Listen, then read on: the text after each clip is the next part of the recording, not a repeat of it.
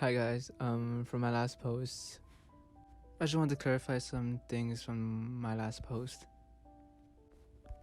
I was a wildland firefighter up until a year ago, when I decided that I needed to change the pace. They weren't FBI agents. They said they were from a company that deals with otherworldly. I sat in front of the two men, waiting for them to start asking questions. So, do you know why I have been assigned to this case? The taller of the two said. You're the only one in the park who knows anything about this. I nodded. Thomas also knows, but I think you guys already know that. It's pretty weird. The town you described doesn't exist. Not according to the GPS and satellite data. Yes, it does, I answered, surprised. It's a lie, the second man said. He has short blonde hair and wore glasses. We checked every single point on the map, every house, every business. There was nothing there. Bullshit, you can't tell me you haven't been everywhere in the park and haven't noticed it, I said angrily.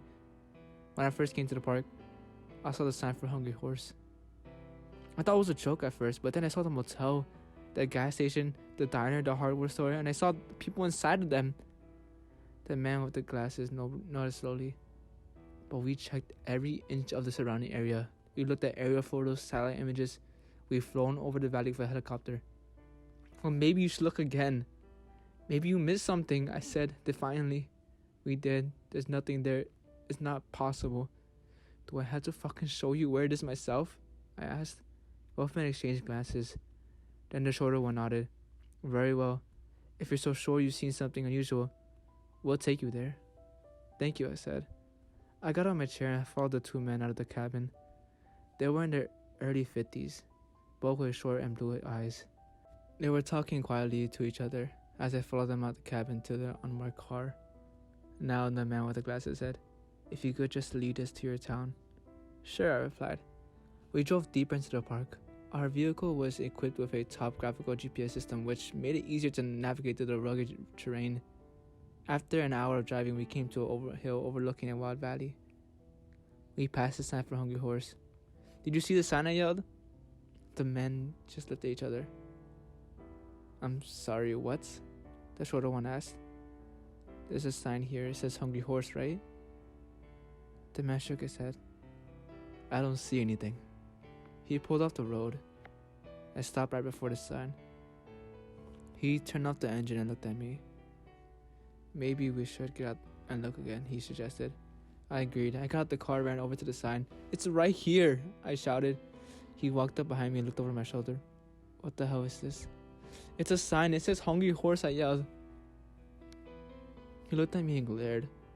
I grabbed his arm and pulled him over to where I could see the sign. Can't you read? He pulled away and rolled his eyes. Read what? It says Hungry Horse, I yelled. What are you talking about? He yelled back. I pointed at the sign. Look, the name of the town. The man signed. There's no sign. I got angry. I was about to yell at the agent when out of the corner of my eye, I saw someone walking towards us from out of the woods in the direction of the tree. It was Irene, the older woman from the hardware store. My eyes lit up, and I pointed at her. Irene, I yelled excitedly. The agent turned to face the old woman. His eyes widened in surprise. He opened his mouth to say something, but before he could, Irene hit him and sent him flying into a tree. You shouldn't have come back, Ranger, she hissed. With lightning speed, she charged the agent with the glasses. Run, I yelled and jumped into the car. It was too late for the agent. Irene had already snapped his neck. I frantically ran back to the unmarked car and I tried to start it. The engine sputtered and failed to turn over. Irene stood directly in front of me, blocking my path to the cabin. What the fuck are you? I yelled. You should have never came here, she said. You have no idea what you're getting yourself into. What the hell is going on? I yelled. She snarled and lunged forward. Her teeth had grown sharp and she snapped at me. But I evaded her bite and I ran my fist into her stomach. God damn it, I yelled.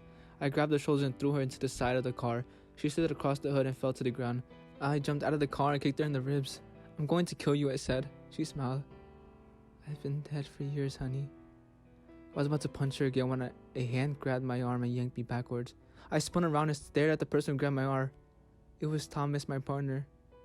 Yeah, they followed the agents and I. What the hell are you doing? I yelled. Don't be stupid. We have to get back to the cabin. I looked at him and shook my head. No, we can't run from these things, I said, flabbergasted. What the hell is wrong with you? He slapped me hard across the face. Shut up. Just shut the fuck up. Shut up.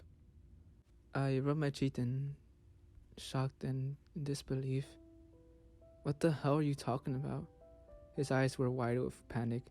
I heard Irene starting to get up. We have to leave right now. Right fucking now. He grabbed me by the collar and pushed me into the driver's seat of the dead agent's car. Get in, he yelled, and drive. What about you, I asked. I can't fight them anymore. You know how many rages they've taken? He said. Just get out of here. We just found out about the town yesterday. How do you know this shit? I yelled. You just found out about the town, he replied. What the fuck does that mean? Just go. I keep Irene occupied. Get back to the cabin and read my journal. I don't believe this shit. He nodded. I know. I pulled a 180 and sped back down the road towards the cabin. I saw Thomas jump on Irene in the rear of a mirror. He looked bigger than he usually does. He was standing on top of her, pinning her arms to the ground. Fuck you, Irene yelled. Thomas punched her in the face as she went limp. Stay down, bitch. The last thing I saw was Thomas running towards the town. I'm back at the cabin and reading through his journal. There's so much I never knew about him.